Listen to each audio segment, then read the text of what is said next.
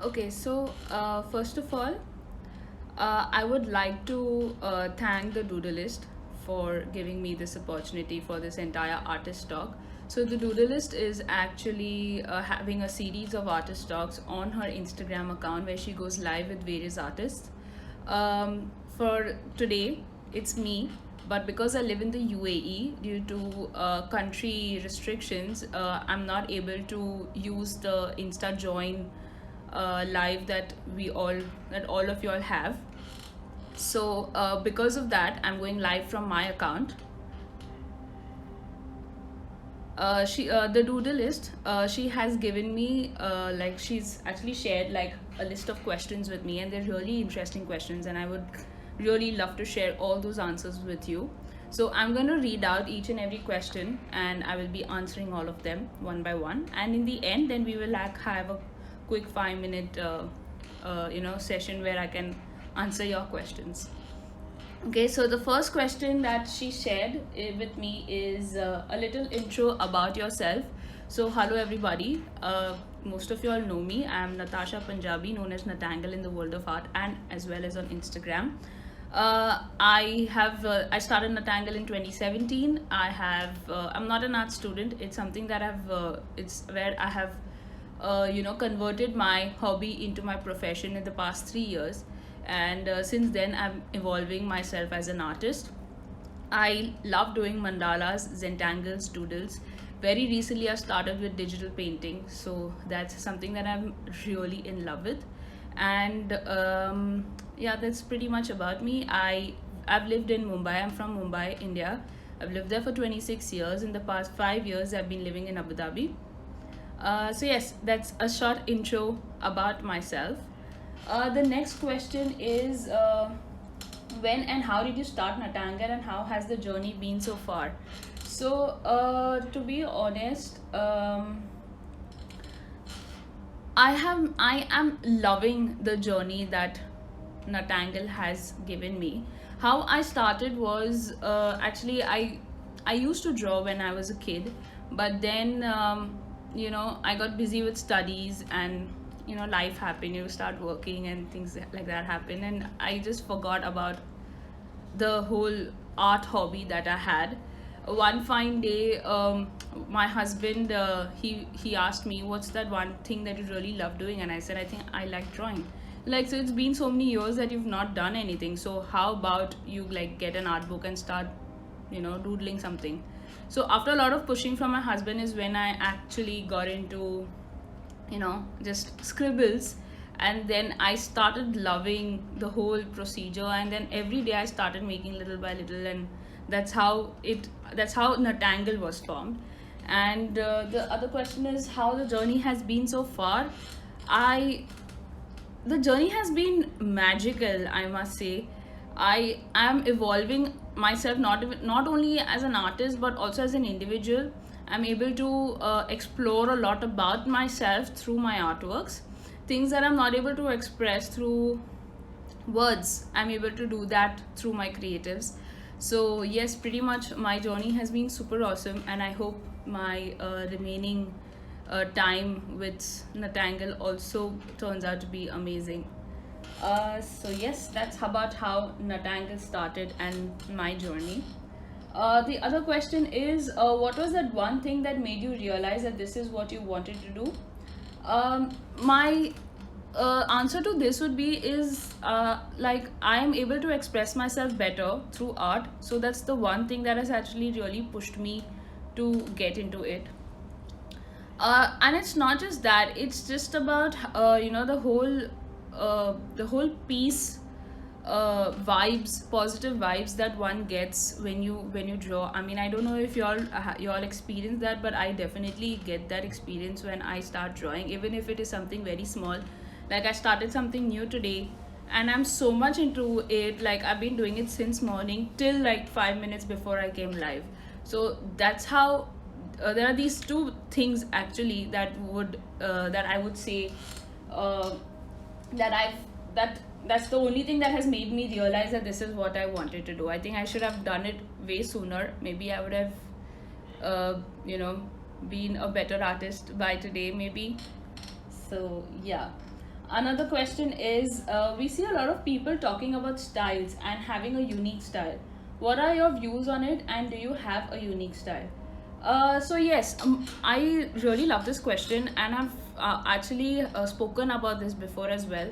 Every artist has their own individual style. So even if like I draw mandalas, some of you might also be drawing mandalas, but the way you draw and the way I draw, there's a lot of difference in that as well. So that is your own style, and the way I do would be my own style. Every artist should be known for their unique way of creativity. If you are replicating or doing the same thing what someone else is doing, then how are you standing out as an individual? You are maybe just a copy of that person. Then how are you different from those people? So that's very important to understand that, if you're able to, maybe as a beginner, as a start, as like you, something that you just started, it might take some time for you to understand what's your style. That will definitely take some time to, because if you're saying exploring different things, and then you get hooked onto one thing, and you feel that, okay, this is my unique individuality. So that's how you would categorize yourself, like, yes, I have my own unique style, that is my USP. As far as my style, I think my main things are actually mandalas and zentangas. I started off with that, and today also I'm in love with it, and I'm very comfortable with it. And another thing is detailing. I really love details. Like if I see a lot of white spaces, I don't really like white spaces. Like blank spaces is what I mean. So I need to fill up things. I need detailed designs. If there are large designs, something I don't like when I make it. So I try and make sure that I have each and every pattern in each and every shape. So I would say that would be my major USP and style. So yes. What inspires you when you create? I think everything around me inspires me, right from people, the universe. I really love the universe and things that are up there. So that, if you've seen my latest artworks in digital painting, like the sun, the galaxy, so these things that are already there around me, so that's what actually is inspiring me. People, plants. I love plants as well. I have some on my desk as well. So like if I've once doodled, like a cactus doodle. I'm not sure if you've seen that. If you've not, you can just head on and check in my profile. So everything around me inspires me. People's attitude, people's behavior, vibes as well. Positive, negative, everything around. So if something really affects me, it eventually shows out in my artwork, and it automatically comes out. I don't know how that happens, but it just comes out that way. So yes, there's not like a one particular thing that I'm inspired by, but a lot of things around, and also a lot of artists. Like on Instagram, if you just go to discover, there are so many artists, so many creations, so many ideas. It's crazy. I mean, sometimes I look at it and I feel like, from where? How do they get these ideas? They are mind blowing. So yes, inspiration from everywhere, the whole world, the whole universe. Um, what does a day in your work life look like as an artist? I start my day by around 11:30, and I there is no end time to my artist work life as such, because I really love doing what I do. So there is no like a work time, like say 11 to 8 or 11 to 5. Sometimes for 2 hours, sometimes 5 hours, sometimes 8 hours. It completely depends. And sometimes I'm also working throughout the night. So generally it's like a longer time, and then in between I take my breaks, and then in my breaks is when I end up doing my other house chores. So that's how generally my work work life and personal life is also balanced. So that's how my day generally is. Can you give us a glimpse of your workspace and some materials that you use to create art? So first I'm going to show you the materials that I create, and then I'm just maybe going to flip the camera and show you my whole desk. So the materials I use basically, A3, A4, A5 papers. I have them as as diaries over here. And then I have, this is just one of it. There are like another 5 more such like this, where with different pens and pencils and stuff around. So with all microns and Faber Castles. I have these soft head touch pens. I have Sharpies. So a lot of experiments I'm doing with a lot of markers as well, which will help me with wall art mandalas as well, and also on different surfaces like cork, wooden, anything that I can find, or find things around that I can design on. So yes, and for digital I have my Wacom Intuos Pro and my laptop. That's basically my two main tools that I use for digital art. So I'm just going to show you. I'll just move a little bit to show you my desk, how it looks like. So to begin with, this is my whole desk, right up till, hold on, this whole thing here that you see is my desk.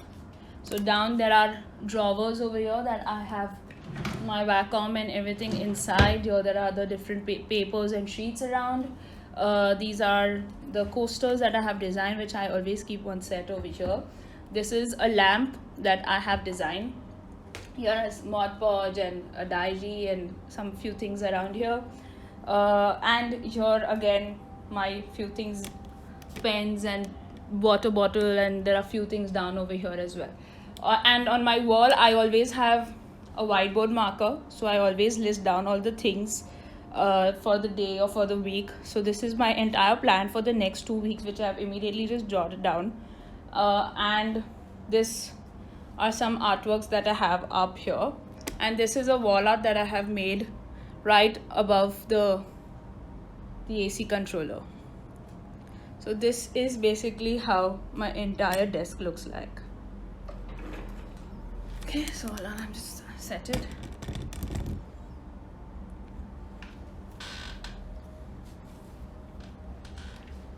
Okay, so you've seen where I work throughout the day. Since you do both digital and traditional, do you have a preference for one over the other? Well, initially I used to love doing traditional art a lot more, but then since I have started exploring the whole digital art world, I am really in love with it, because I'm being able to learn a lot more things. But if you ask me to choose, I would choose traditional art first. Like, you know, it's been quite a long time now that I have not drawn on paper, so today I decided like to take a break for 2 or 3 days and then just do some artworks on paper. So that would be basically my choice between digital and traditional. But definitely traditional artwork more, because I really love making patterns, mandalas, Zentangles. And you know, while doing on paper, I think my entire focus and, you know, tapping into my subconscious mind is slightly more on when I draw on paper, like traditional art, as compared to my digital art. So yes, that would be my choice.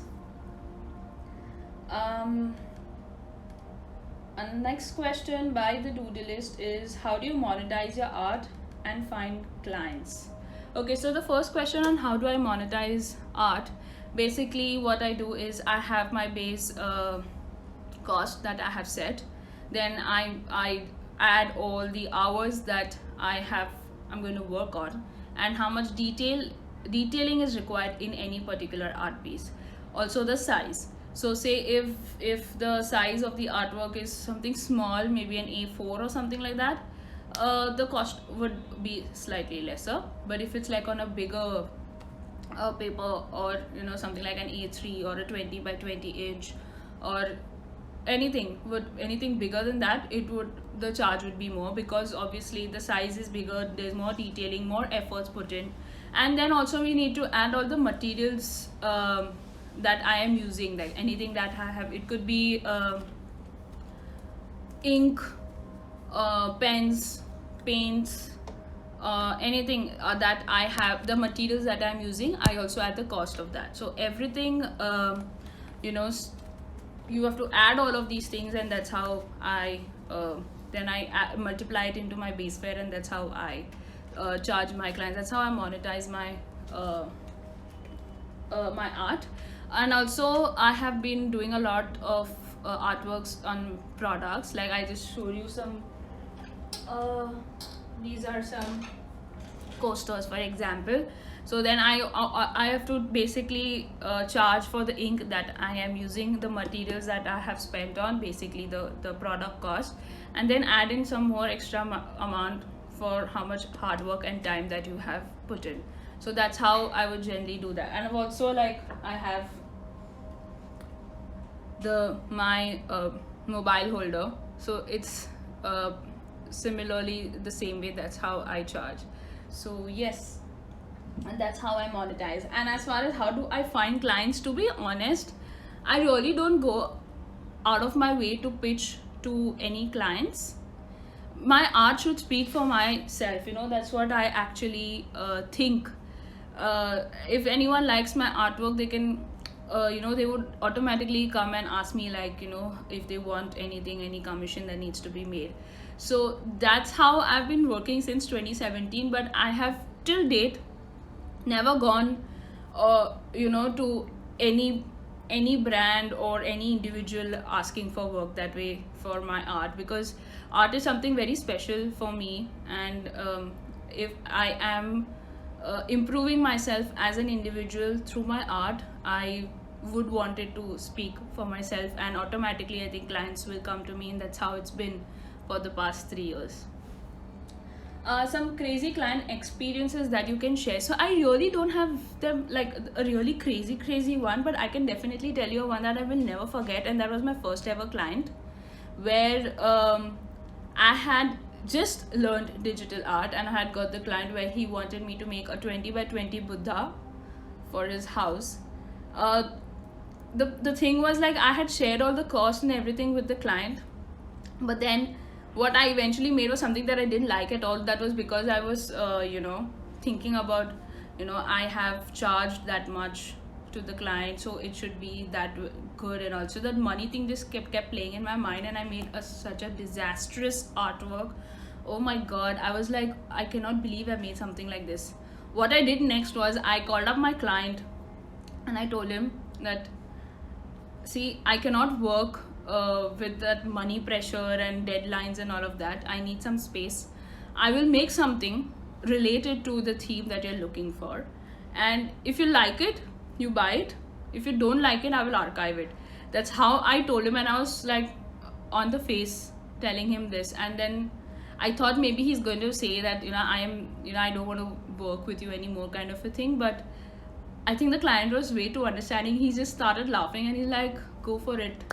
I'm like, okay. And then something which I made after was amazing. I mean, I really liked it. The client liked it. And so that's one of like a crazy moment for me, because there was a chance that I could lose my first client.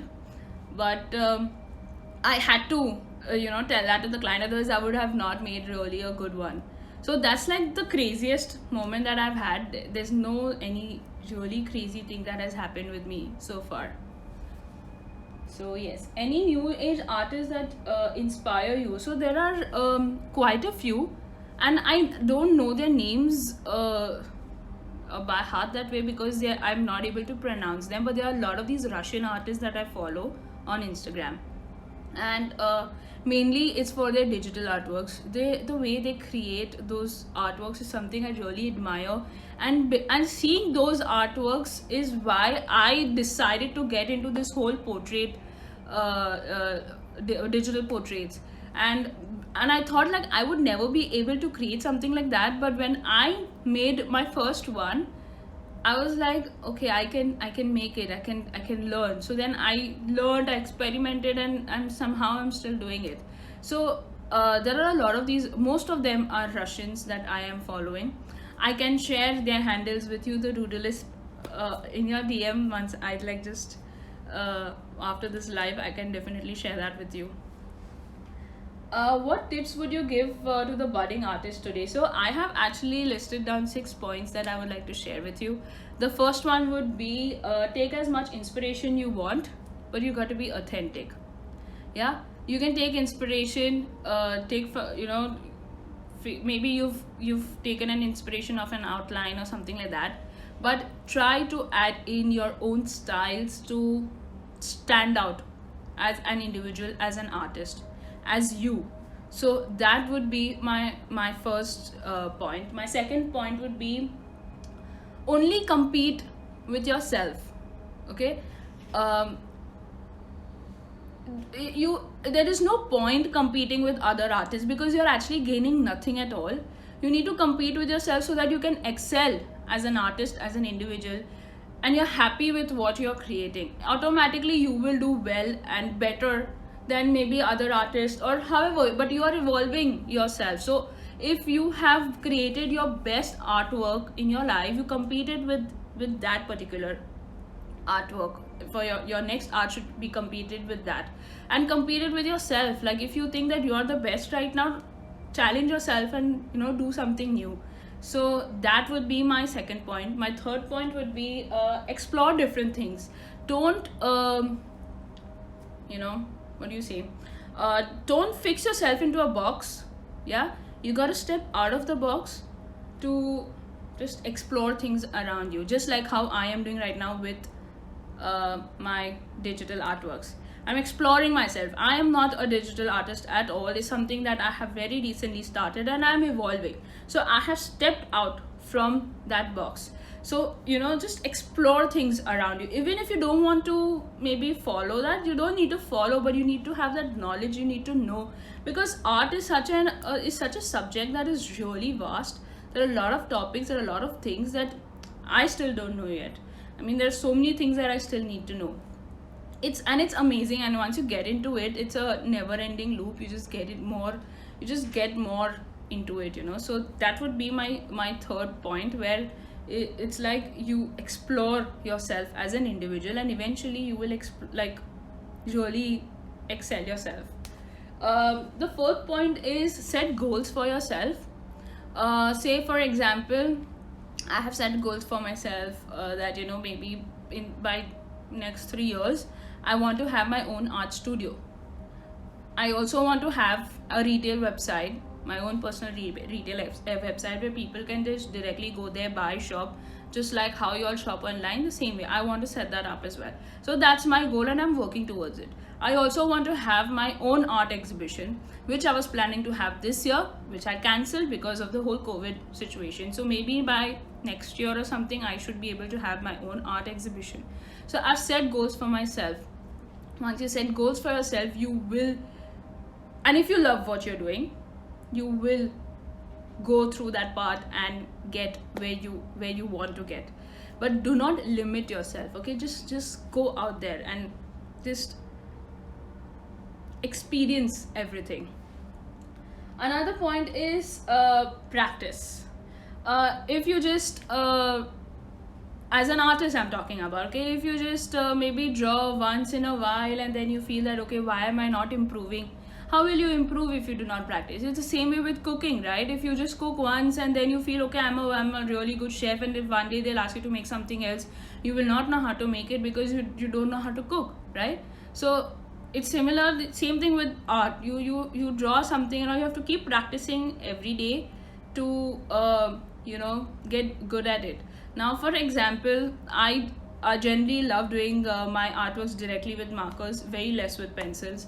So at the beginning, when I started drawing it, my lines would go all haywire and they used to not be that neat. But with practice, I am now able to draw exactly what I want to draw, and it comes out really well. So that has happened only because I've practiced. So if you practice, if not daily, maybe more often, like twice a week, thrice a week, whenever you have time, even if you dedicate half an hour of your entire day doing practice, I think you will get somewhere. And the last point would be is, love what you do. Because if you're forcing yourself to create art, you're not going to create something nice. It's not going to give you your best outcome. So definitely, if you love drawing and you love art, so automatically I think all the points that I have shared above will fall in place. So that's my answer to tips that I would like to give all of you. The next question is your take on plagiarism and how do artists avoid that route.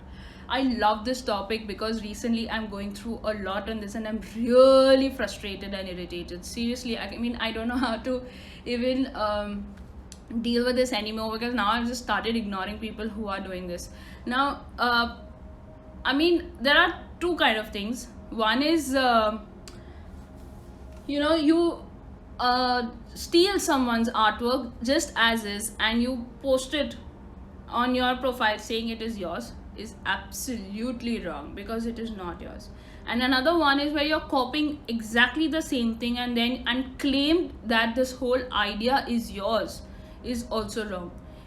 That's something I have seen of late, with a lot of art sharing pages sharing such things, instances that are happening.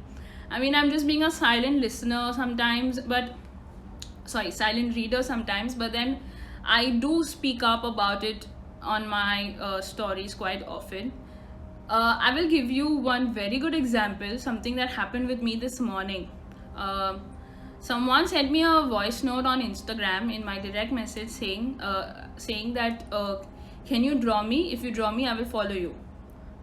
I mean, really? No, I don't want you to follow me in that case. I'm not going to do that. There are a lot of other people also who just message me, they just share their pictures with me and they say, edit it for free. I'm not going to pay you. What is this? Like, this is something I absolutely do not encourage, or if anyone who is doing that, please don't do it. It's not respectable at all. So definitely is something, I mean, I don't know, earlier it used to affect me a lot, but what is happening right now is I'm just getting used to it, and at one point of time I'm just going to get frustrated, I guess, about it and just start ignoring people. So I have already reached that stage where I'm ignoring people, but if I feel that okay, this person is very very very very wrong and I have to call out that person, I will call out that person. So there was once this person, where the Doodleist, if you remember, we had posted something about this where a guy had actually copied our collaboration artwork. So I actually got a message from another person saying that isn't this cyberbullying, you calling out that person's name. So I actually had a kind of had a debate with that guy. I'm like, how is this called cyberbullying? I'm calling out a person who's doing absolutely wrong. And also, like, that guy has blocked me because I told him to delete the thing. If he has blocked me, that means he is guilty about it. If he had just said a sorry and given us credit or anything of that sort, I think we would have just let it go, but he did not do that. So I explained this whole situation to that guy, and then he's like, but still this is cyberbullying. I said, you can consider that as cyberbullying, but if I find other artists doing the same thing, I'm going to call out to each one of them. Oh, he blocked you as well. So draw me like one of your French girls. Yeah, exactly. In fact, of late I've been getting a lot of these people saying, they will behave like, it's like a commission work that they are giving me, and then in the end they're saying, sorry, but I do not have the money to pay for this. What this sense doesn't this sense is, it's senseless. It's, I mean, I'm already like speechless. I'm done with this topic. So yes, that's how it is. Another same to that question is, how do artists avoid that route? So I've actually listed down 3 points for that. One is that you need to know yourself. How do you know yourself? I've actually written a detailed article on that, which I had shared recently. If you know yourself, you explore yourself, you kind of figure out the kind of individual you are, and then eventually not get into that whole plagiarism route. Another one is take inspiration but don't copy, and you need to give credit. Yeah, now I completely understand, and I'm repeating myself, I completely understand that if you are taking our artworks as references because you're new to it, you don't know how to go about it, you want to learn something, and you're taking that, absolutely okay. A lot of you have actually DM'd me asking for permission, asking for permission if they can recreate this or if they can copy and use it as practice purpose. Absolutely okay. I've always given them a go ahead on that. So second thing is, take it as reference, try to add in your own styles, and there'll be a different outcome to the whole uh, artwork altogether.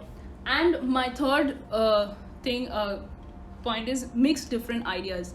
Like for so when I remember someone had asked me, how do you make different patterns, how do you come up with it? So I'd given this one example. You've drawn pattern A, you've drawn pattern B, you mix both, comes pattern C, right? So you've if you've mixed a different one, you've created a new pattern altogether, right? So it's similarly it's with artwork as well. You've taken an idea from here, you've taken an idea from here, you've taken different ideas from 10 different things, and you've created something different altogether.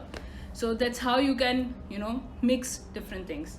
So that's my points on how do artists avoid that shoot. Coming to the next question, and this is a very interesting one. It actually took me some time to think for that answer, the Doodlist. If you could tell something to your 15-year-old self, what would that be? I think the only thing I would tell myself is to not leave things midway and complete it. For example, I was a Bharatanatyam dancer. I learned Bharatanatyam for a few years, and then I quit because I was giving my grade 10 exams. So I was busy with tuition, studying, and I didn't get time to complete it. And because of that, I could not do my Arangetram, which I really so want to do, and I still want to do that today. So there is still a chance for me to do that. But to my 15-year-old self, I would have definitely said that, hey, complete this whole Bharatanatyam course that I've done and given the Arangetram. Like my other two cousins, they finished it and they gave the Arangetram in grade 10 itself. They are my inspiration for that. So yes, definitely something that I should have completed long time ago. So yes, the next question is, what are some of your pet peeves in the field of art, or you see other people that absolutely make you cringe? I think I have answered that question before. The answer is going to be similar. One is when people copy the whole artwork and claim the idea to be theirs. That's something that I really cringe about. Second one would be when people are asking for free work. I think I've already covered that topic in detail earlier. And the third one is the tone that people talk to you. Now I'm talking about those people who send DMs and they talk in a tone like they own you or they're giving you an order. If I find that kind of tone in my DMs, I do not respond to them. I directly delete those messages. I don't entertain them at all, because I mean, for what reason are you talking so rudely or giving me orders? It's not cool at all. So yes, that's definitely something that I really cringe on. What are you currently working on? Anything glimpses that you can share with us? So currently, like I said earlier, I'm working on some artworks on paper. Right now I'm working on a mandala. If you've seen my stories, it's something that I'm yet to finish, but I will show you a glimpse of what I'm doing. So if you see, this is the first time I don't know if, the Doodlist, Shefali, I'm sure you know, if you've seen, I've never done a lot of color mandalas. I've always had black and white mandalas only. This is the first time I'm actually coloring inside a mandala. So I'm coloring my own mandala for the first time and I feel so good about it. So this is what I am doing. I have finished this much. All of this is still left. And I think I'm going to finish this tonight, and I'm going to post it tomorrow. So do have a look, and I hope you like it. So this is what I'm currently working on.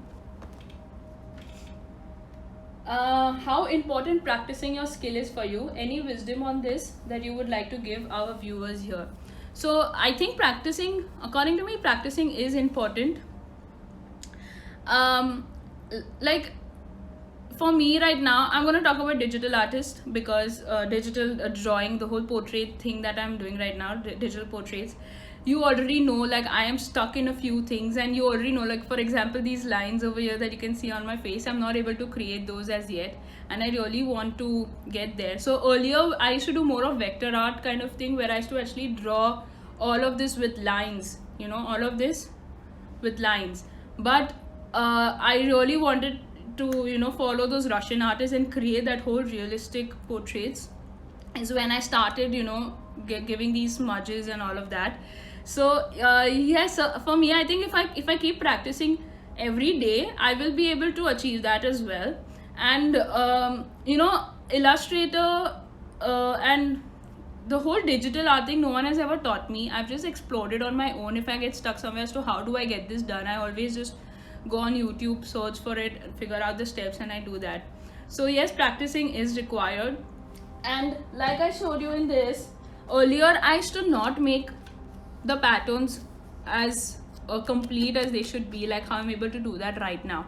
So yes, definitely I feel practice is important, even if not every day, at least for a few hours during the week, anytime. So yes, that's my answer to that question. And we have, I think the last question is, if you could get any artist to come back to life from the past, who would that be and why? I love mandalas. I love the way the whole thing came into place. So if you would ask me, I would actually want to bring back all those Buddhist monks and laborers who invented the whole mandala artwork and how they made it. So mandala, they use these mandalas to represent the universe and a lot of other things, the Buddhist monks and those painters as well. So there are no specific names of those laymen painters who actually painted and created mandalas. So I don't have their names, but I would love, if they would come back to life, or those Buddhist monks who actually made, the sand mandala and all of that.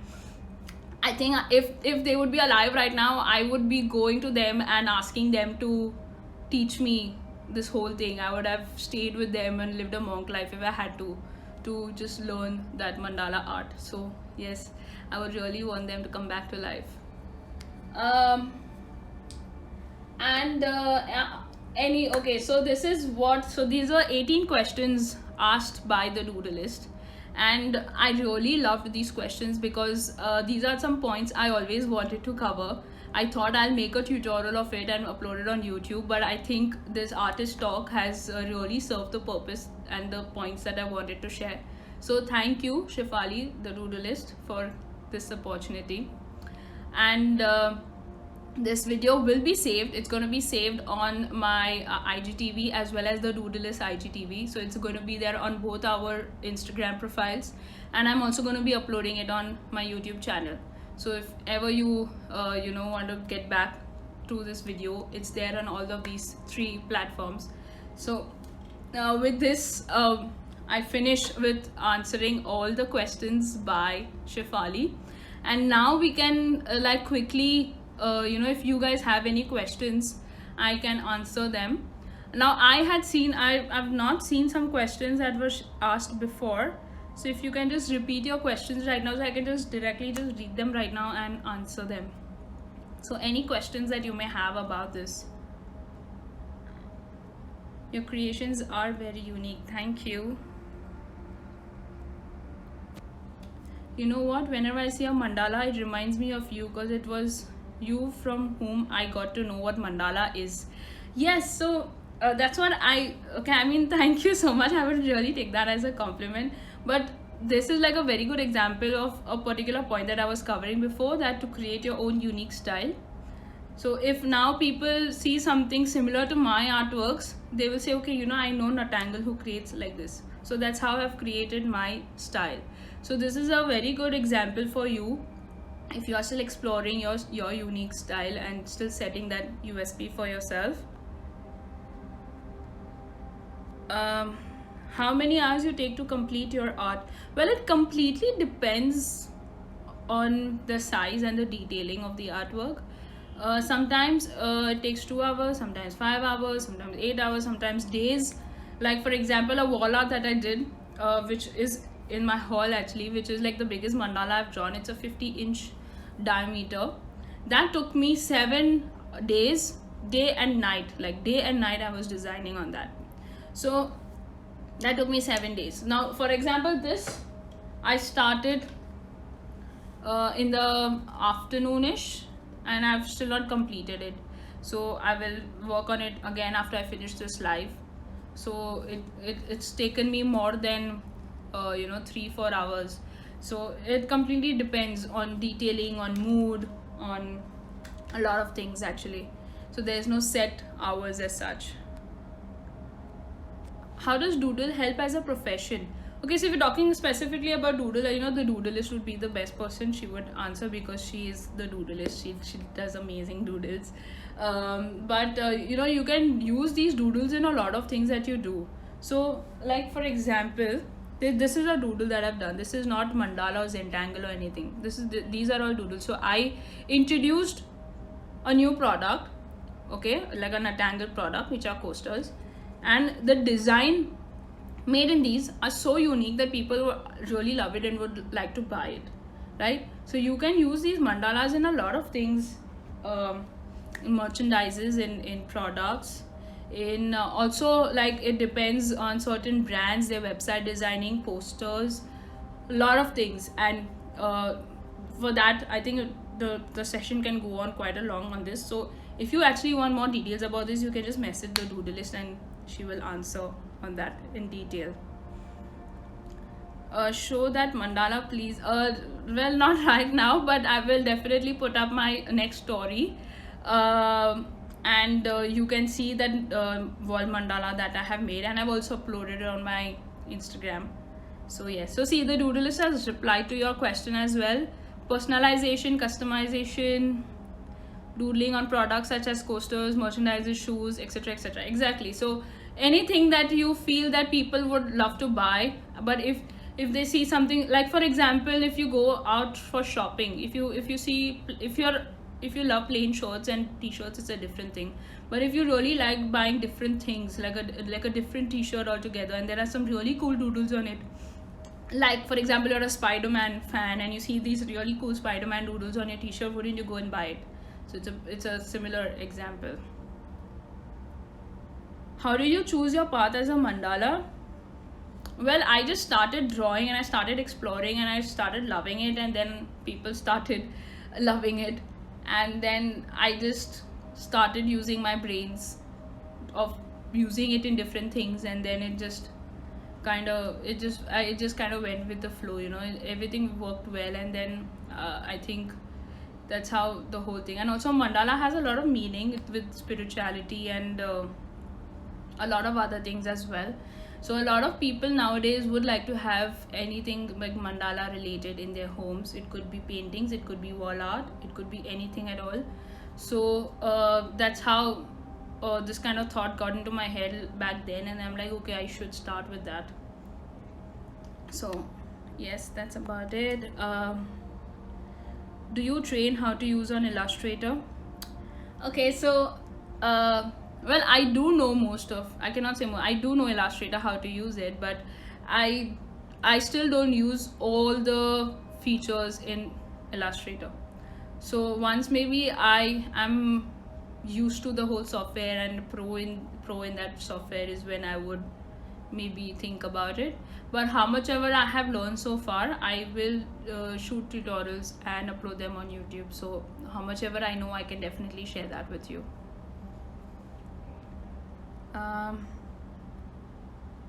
Anything, how do you start mandala art? Okay, so if you're asking about how do you start drawing a mandala, I will show you in this itself. So basically what you do first is mandalas are generally done in circles, right? So you have your first small circle, you draw all your circles and spaces that you want to draw. So first you've marked all your circles, and then once you know the mandala, so for mandala pattern, various mandala patterns that you can do. So I think the first step would be to learn those mandala patterns and then get onto this. So what you can do is take your practice sheet, cut them into squares or grids, and start first practicing those mandalas. Start practicing the patterns. Once you practice those patterns, you will eventually get used to it, and then with those patterns you can create a mandala, and then eventually you will be able to create your own patterns. So that's how I went as the whole process. Do you experience creative blocks and how do you deal with them? Oh yes, I do experience creative blocks. There are times when I actually want to draw and I want to draw, but I don't know what to draw at all. and I'm just staring at my paper or the screen, and I'm like, what should I do? I don't know what to draw. I have nothing creative in my head right now. So what I do is, then I switch off myself. How I switch off myself is basically, I don't think about Natangle or art uh, during that time, and I do everything else other than that, like go out with friends, or maybe just spend time with family, like watching TV, listening to music, cycling, exercising, cooking, dancing. I'm doing anything else other than that. And I take like a whole day to do all of this whole thing. So then by then I am fresh with ideas, and then I'm back to my drawing. So that's how I deal with it. How to find your own personal style? Well, what you can do is, at the beginning it will be very difficult because you would not know what are the various styles. How do you go about it? How do you feel that you are unique in it? What you should do is then take inspiration from artists and try each and every style. Try each and every style. Like for example, a Zentangle is different, mandala is different, doodle art is different, digital art is different. All right, I tried each and everything, and then now which I feel that I'm more comfortable with, I will choose that particular kind of art form, and then I start exploring more in detail in that particular one. So then when I feel that okay, this is, once I have eventually then got my style, is where then I can start exploring the other ones. All right, it's a little slightly long process, because if you're not still sure, you're very new to it and you're still figuring it out, it's okay, you can take that time, it's absolutely fine, because by the end of it you would have got your style by then. I stopped mandala and started searching for Natasha arts. That's much I like. Oh, that is so cool. I mean, thank you. Aditi, thank you so much. I know I need to get back to my mandala drawing because I've been doing digital artworks. So that's why today I took up a mandala. Alright, so this was a great session, guys, and I absolutely loved having this talk with all of you and the Doodleist. It was an amazing chat session, though it's not really a joint live thing, but definitely I really enjoyed this whole artist talk. And guys, you should follow the Doodleist as well. She creates amazing stuff, and if you want to also follow other artists and understand their journey, know their journey, she is also conducting many other artist talks with various artists, so you can always go onto her profile and check. She keeps having them every week. So thank you so much, and I had a great time with all of you. See ya.